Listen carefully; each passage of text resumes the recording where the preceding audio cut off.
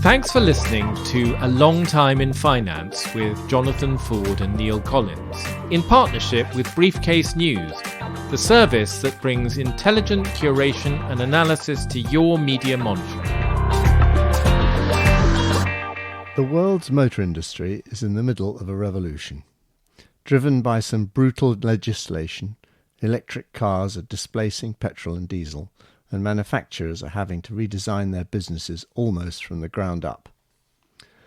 Nowhere has this seismic shift been more apparent than in Britain, which is banning the sale of nearly all petrol and diesel cars in just 7 years' time.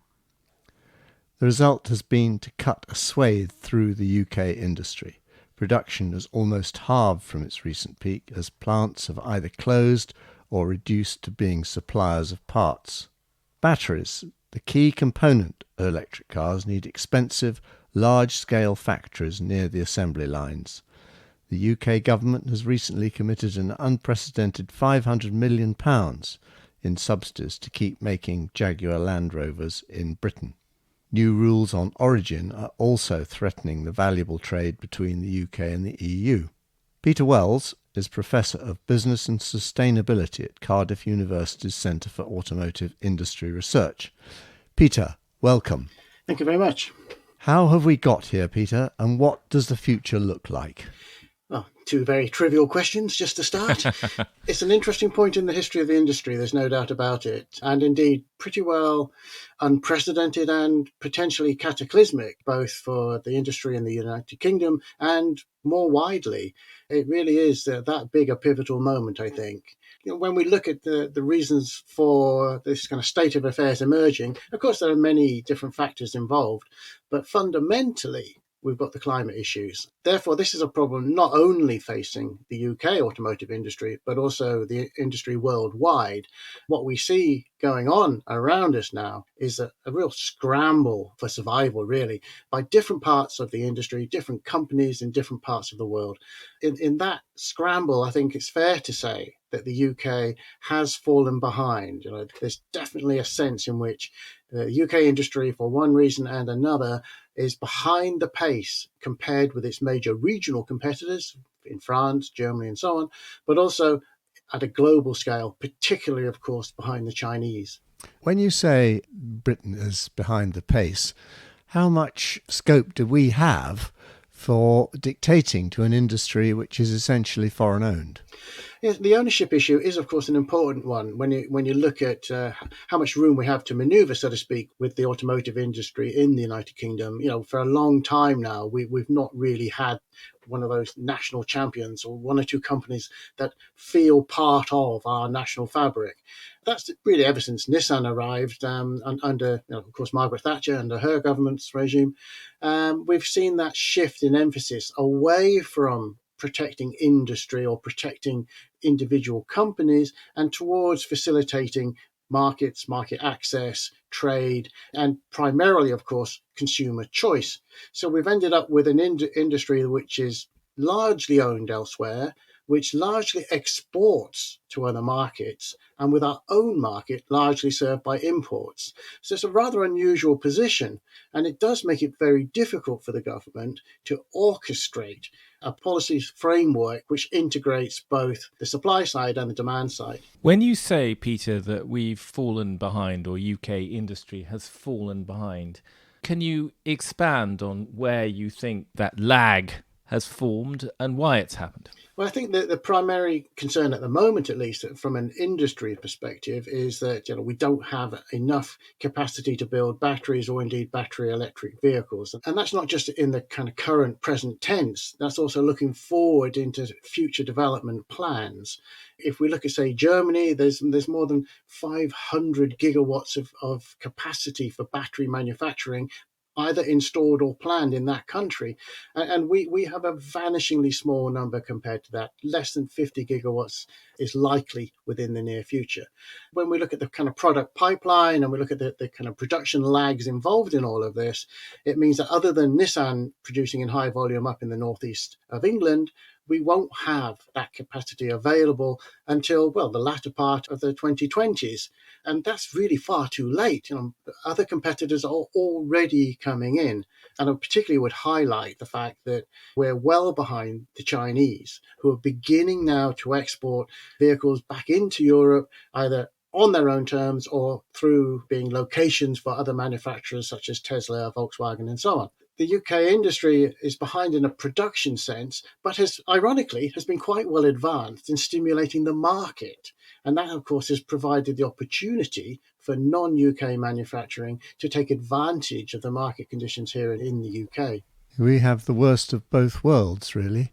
The Chinese are undercutting the European manufacturers by a substantial margin. And at the base of this, in my view, is the cost of energy, because we are not going to be a low energy cost country for many years, if ever. Well, indeed, cost of energy is an important element in the production calculation, shall we say, the economic calculations, particularly, of course, for those battery packs. They are very energy intensive. And if you ever care to look at the original Tesla plant in the Nevada desert, it is festooned with solar panels. And one of the primary reasons for locating the plant there was indeed to take advantage of the ability to generate the required electricity through their own solar systems. Now, here in the UK, yes, we do have electricity prices that are relatively high. That's a structural problem. It's not something that is unique to the automotive industry. But in a sense, this is slightly missing the point, because many manufacturers elsewhere are already targeting the ambition of reaching zero carbon in terms of their manufacturing footprint, as well as in terms of the vehicles. And so, companies like Volvo, like Volkswagen, like Tesla are already going much further down that road. We also have to be able to compete on those terms. And interestingly enough, recently the French government said that they were interested in regulating market access into Europe based on the carbon emissions performance in manufacturing for the vehicles. Well, that's interesting. The interesting thing about that, of course, is that in European terms, nuclear is counted as zero carbon, whereas those Chinese cars are being built with electricity supplied from coal-fired power stations. The question of energy costs, I take your point. I can totally see why the French are very keen on low carbon production. With all their nuclear power stations. Yeah. I know that there are some advantages or concessions that are given to German manufacturers, but German electricity costs or energy costs are no cheaper than those in the UK. So is it the case that Britain is lagging because energy costs are high relative to the rest of, for example, Europe? Or is it just that we haven't got our act together in terms of planning what we're going to do next in terms of providing the capacity to build electric vehicles? Take yourself back a bit, and you remember it was always said that the British disease, so to speak, was the labour problems with organised trade unions, problems with wildcat disputes, and so on and so on. And that was clearly the case when Nissan arrived and Margaret Thatcher was orchestrating this sort of restructuring of the relationship between organised labour and government. What we've seen since then is that, in fact, within the car industry at least, workers have worked under many different sorts of managerial regime. With the Nissan, the Japanese system, we've had BMW, we've had all sorts of people coming in with all sorts of ideas about how workers should work, how they should be organized, and so on. And in all of that, I think it's fair to say that the workforce has shown itself to be extremely adaptable.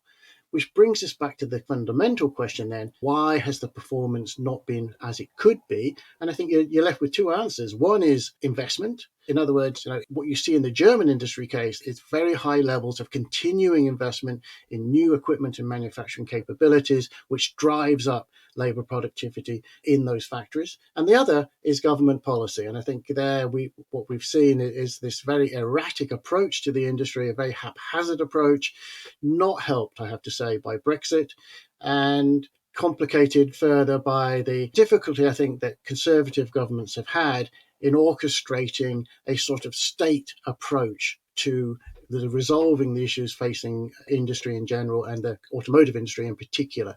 The policy's essentially been a series of headline grabbing rather than any intelligent assessment of how these targets can ever be met. Yeah, well, of course, and rather than comparing with Germany, compare with France. And what we see there is, firstly, very high level involvement. Macron himself has been closely involved in talking to those incoming investing businesses, orchestrating their response, creating this kind of technopole concept in northern France, integrating many different aspects of electric vehicle production, and not only just production, but also thinking about recycling and the entire kind of life cycle approach to building cars. So they are light years ahead in a policy sense compared to us just throwing some short-term money at a problem. Do you think that particular huge subsidy... That's the JLR one. Jaguar Land Rover plant, is that right? Yeah. Do you think that is a subsidy which is a good use of £500 million? The amount of subsidy hasn't yet been confirmed. I have to say that what's going on across Europe at the moment is a sort of subsidy war in the sense that governments, including the French, as I've just mentioned, German industry and so on, almost every time one of these new battery manufacturing facilities is being put in place anywhere across Europe, there are significant subsidies involved in the region of, let's say, 20% of the investment cost. Now, this has got to be a major concern, I think, not just for the individual cases, but it looked at in the macro, by 2030, we actually could be experiencing an overcapacity of battery manufacturing capabilities across Europe.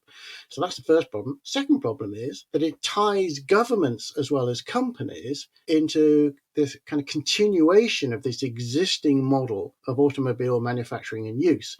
And I have real concerns about that model. We are currently focused on building very large, very heavy, and very expensive vehicles at huge resource cost. Those resources are increasingly scarce. People focus, of course, on the cobalt and some of the related materials, but also the rare earths needed for those motors inside those vehicles. They are also very scarce and needed in other applications, such as wind turbines. And defence. We don't have that integrated vision of what we're trying to achieve as a society with what will be an increasingly scarce resource base. But as you say, the UK industry over many years, since the sort of decline of British Leyland, has, apart from, I suppose, Nissan being one example, largely moved away from volume manufacturing towards these expensive, high-end luxury vehicles like Jaguars, Land Rovers and Rolls-Royces. There's always going to be a space in the world for something like Rolls-Royce, Bentley. Actually, they're really well suited to be electric cars. The cost isn't particularly a problem in those kind of vehicles. So I don't see that end of the market being particularly problematic. The problem really is in that kind of centre ground. This has been a long ongoing process. Even with Nissan, they shifted Micra into India. And Micra sold here in the UK now are built in India because they felt they could make more money doing something in the kind of Qashqai size. I think it has been a clear problem, and I don't see that we have any manufacturer at present willing and able to embrace that. If you were advising the government now to try to find ways out of this hole, what would you say to them? Well, I think firstly, the government at the moment is starting from the wrong end. It's starting from the end of manufacturing. And we've been doing that for far too long. We've not really thought enough about what is the purpose and role of vehicles within our lives, within our economy, in terms of our environmental impact. I would start at the other end and think about what can we do to reduce the need for vehicles in general and particularly for these very large, heavy, expensive vehicles and create the conditions for alternatives to that. And we have to do something to capture more of that value that could be there if we created the right conditions for the much smaller urban appropriate vehicles and save those big, heavy, expensive ones for the kind of trips for which they are best suited, which is to say, those long range motorway style long distance journeys. That's your modest little prospectus, is it? Yeah, modest, yeah. Because the thing is, like I said at the start, I do feel that we are at a fairly kind of existential moment here. Don't forget, over this last summer, we have seen some extraordinary consequences of climate change. We are therefore faced with a very powerful set of choices, which are increasingly very difficult to get away from. Do you think that in this race to net zero, we can possibly do it with bearable cheaper energy costs? Because I think that energy costs are absolutely at the root of all this, and the price of wind power is not going down, it's actually going up, and the scope for substitution of oil is extremely limited. Do you think we have any reasonable prospect of being able to power our economy and our cars on fuel which is affordable? Obviously, energy is in the end the key to all of this, you're right. The real risk here, I think, is that if we simply allow energy costs to rise, then there's going to be a lot of people who will not be able to afford to heat their homes or to drive their cars or whatever it may be. So I think that simply letting go of energy prices in that sense is itself extremely problematic and risky. However, some interesting examples have happened in our history. We've had COVID, where huge behavioural changes occurred around, obviously, what was a very important issue and a very important problem. And it showed you that behaviour change can achieve significant shifts in our consumption patterns and so on, but also go further back. And you may recall, as I did for my youth, the miners' strikes and the energy cuts at those times. And we had a rolling... I'm afraid I'm a lot older than you are, Peter, so I can remember all this. Well, you will remember we had a kind of rolling sequence of blackouts around the country, and where we were all being exhorted by the then Central Electricity Generating Board to, quote, save it. And guess what? We did. And so much so that afterwards, the CEGB and its related distribution entities had to try to persuade us to start consuming again. We have simply taken the approach of essentially predict and provide. We predict these consumption levels with energy, and then we try to provide for them. We're not thinking it about in terms of the ability to create energy for a given level of consumption. Therefore, the focus has to be on, yes, keeping those prices from going too high, but also on really, really, really addressing this issue of consumption. What are we doing to consume so much more electricity, and what can we do about that? I just wanted to ask Peter, what do you think will be the impact of this legislation in 2030 to stop selling new petrol, diesel cars? Well, I think first of all, there's going to be quite a lot of confusion in the market because of the kind of hybrid clause, which makes life difficult now that you can still be able to sell a petrol and diesel vehicle if it's hybrid under some terms which are a little bit unspecific at the moment.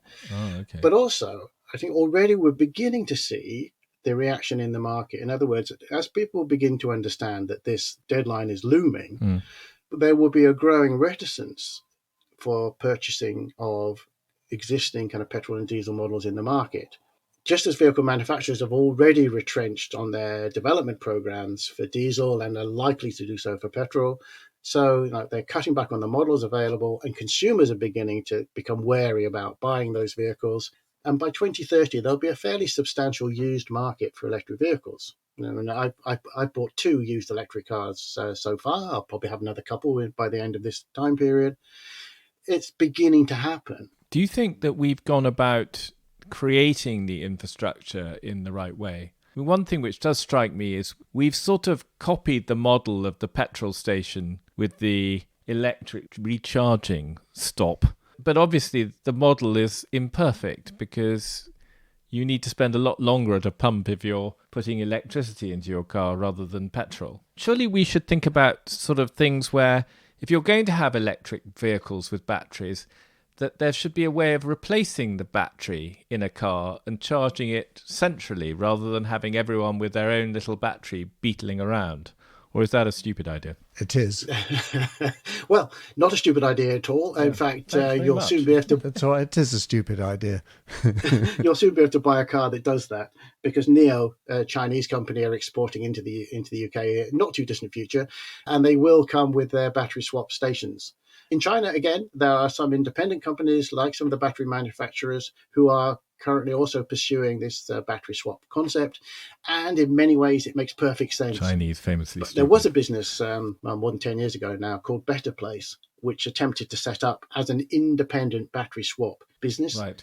It had big investments. It had over £1 billion of funding from various sources, and they went spectacularly wrong. The problem for the battery swap proposition was they could not get all the vehicle manufacturers to agree on a simple kind of uniform battery size, like having AA batteries to put inside a children's toy. If all the manufacturers had the same basic format of battery, could be dropped out easily, it could be used universally, etc., then this would be a lot simpler, a lot quicker, and it would make a lot more sense. Makes cars cheaper too. Yeah, it makes theory. cars cheaper. It means battery upgrades are super It's really simple. stupid, basically. I think, this brave new world that you're describing for us, I'm afraid I do not see it. I see misery and increasing harassment and taxation of those of us who have the temerity to drive an internal combustion engine car, because the cost of batteries is not going to continue to come down.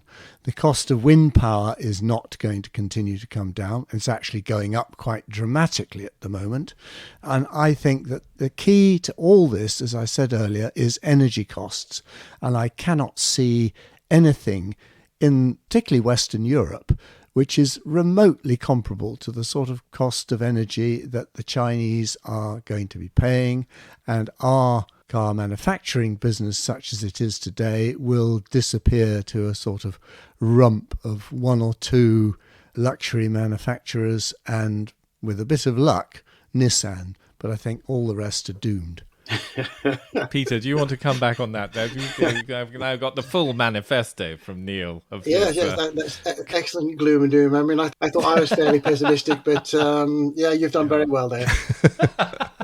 Again, there is a lot in what you say. Yes, it's clearly the case that if you continue to insist on wanting to use your petrol or diesel car, you will find it's less and less useful.